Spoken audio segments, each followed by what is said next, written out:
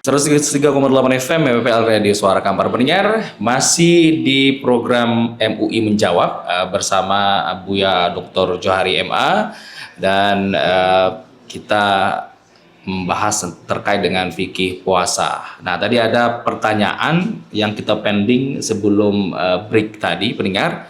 Ini terkait dengan pemaparan yang tadi Buya sampaikan bahwa yang merusak atau mengurangi ibadah puasa itu ada beberapa. Nah, di antaranya itu berkaitan dengan organ lisan kita. Lalu seperti apa sebenarnya kita menggunakan lisan kita nih?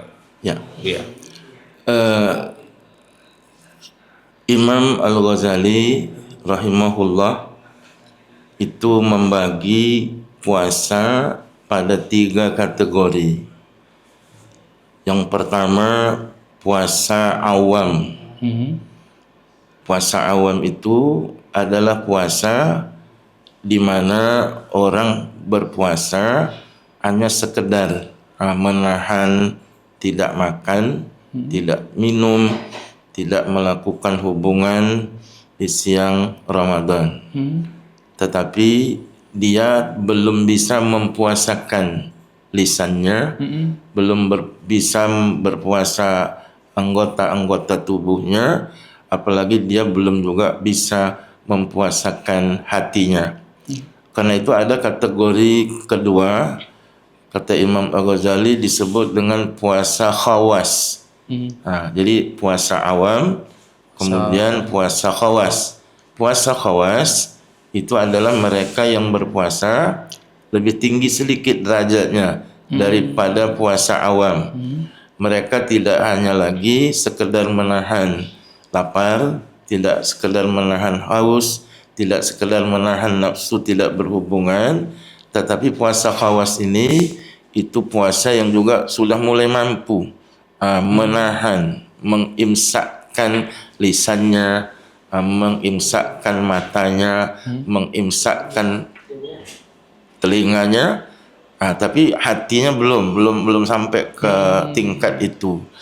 Lalu ada tingkat puasa itu yang paling tinggi, yang Imam Al-Ghazali sebut dengan puasa khawasul khawas. Puasa khawasul khawas itu adalah puasa yang paling tinggi tingkatannya. Lagi-lagi dia tidak hanya menahan lapar dan haus, dia juga mempuasakan seluruh anggota tubuhnya termasuk lisannya, telinganya, matanya, tetapi juga dia sudah mampu untuk mempuasakan hatinya. Mempuasakan hatinya dari keinginan-keinginan, mempuasakan hatinya dalam bahasa Jawanya itu dari ngerasani hal-hal yang juga akan berujung kepada perbuatan yang dilarang.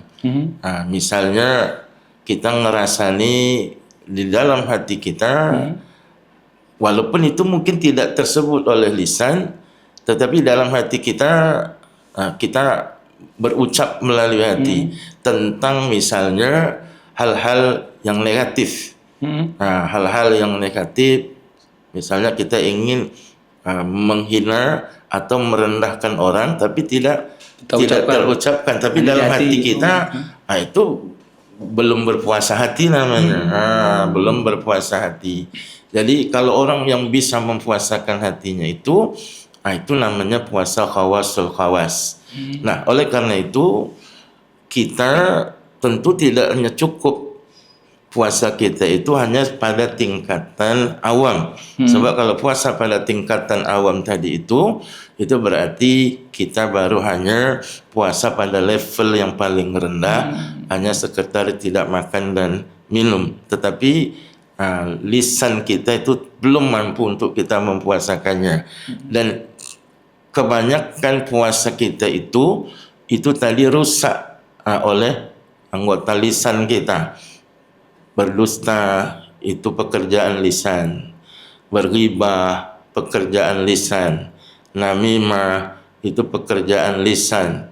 Nah, oleh karena itu selain dari kita menahan lapar dan dahaga, maka yang paling penting kemudian kita tingkatkan puasa kita itu pada level paling tidak yang kedua, mampu menahan diri dari semua panca indera kita, terutama menjaga lisan. Lisan, pandangan, pendengaran itu adalah anggota tubuh kita yang saling berkaitan satu dengan yang lain, yang kemudian itu ditentukan oleh hati. Maka hati pun sesungguhnya itu mesti kita puasakan. Karena itu di dalam kita menjalankan ibadah puasa ini, agar lisan kita tidak nyerocos saja, maka perlu dikontrol. Bagaimana cara mengontrolnya? Nah, paling tidak kata Nabi SAW, kalau engkau ingin berucap, ucaplah ucapan yang baik. Kalau tidak, diam. Kan gitu, falyakul khairan au liyasmut. Ucapkanlah dengan ucapan yang baik, atau hendaklah engkau diam. Diam itu berarti cara kita menahan diri untuk tidak mengucapkan ucapan-ucapan yang tadi bisa merusak nilai ibadah puasa kita. Dan itu tentu tidak bisa sekali jadi. Orang yang biasa ngomel, orang yang biasa nyerocos, rasanya kalau tidak ngomong, ada sesuatu yang kayaknya hilang. Nggak lepas, ada yang nggak lepas jadinya. Tidak ada masalah. Bukan kita berpuasa itu dilarang ngomong, tetapi yang dilarang itu adalah omongan-omongan yang berisikan berisikan kedustaan, berisikan gosip-gosip yang sesungguhnya itu adalah sesuatu yang tidak benar. Maka puasa ini di sisi Allah Subhanahu wa taala itu tidak sama dengan ibadah-ibadah yang lain, termasuk salat sekalipun. Kata Allah Subhanahu wa taala dalam hadis qudsi, Allah Subhanahu wa taala berfirman, kullu amali ibni Adam lahu. Setiap amal anak Adam, kita manusia ini, adalah untuknya, illa saum, kecuali puasa. Ya, fa innahu li, karena sesungguhnya puasa itu untukku, kata Allah. Jadi puasa kita itu bukan hanya untuk kita saja, tetapi kata Allah fa innahu li, karena sesungguhnya puasa itu untukku, kata Allah.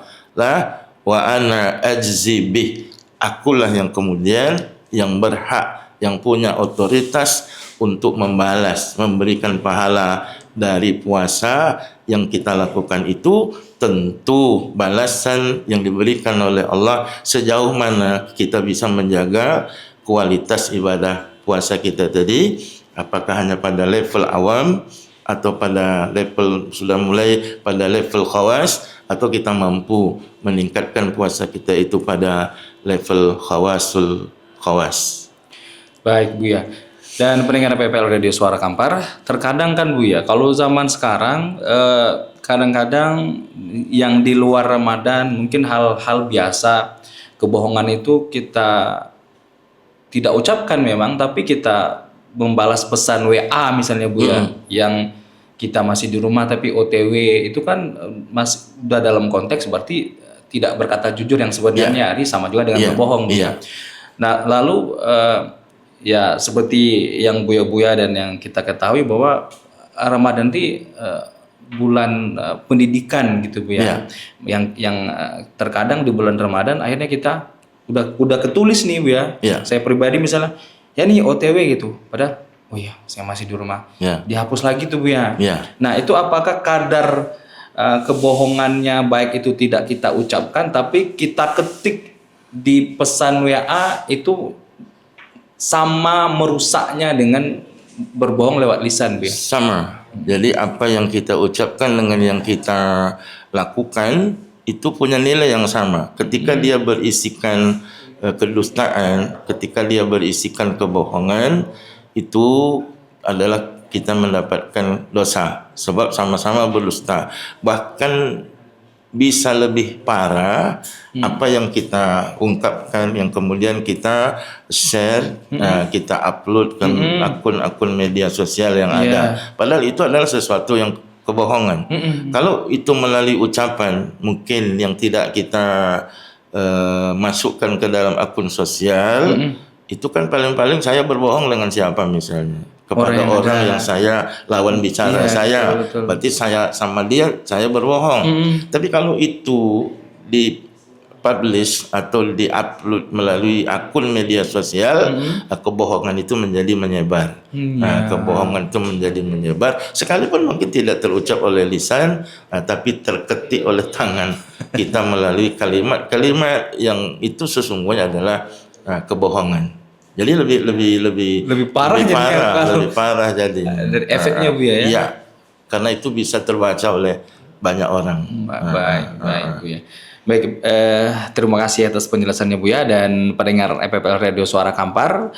Kita masih ada 2 segmen lagi. Di sesi terakhir kita akan buka line interaktif. Jadi silakan bergabung di line telepon 0813 63 000 937 atau juga bisa melalui WhatsApp ya. Kirimkan pesan juga boleh 0813 63 000 937. Kita akan balik lagi nanti membahas seputar fikih puasa ini setelah jeda berikut ini.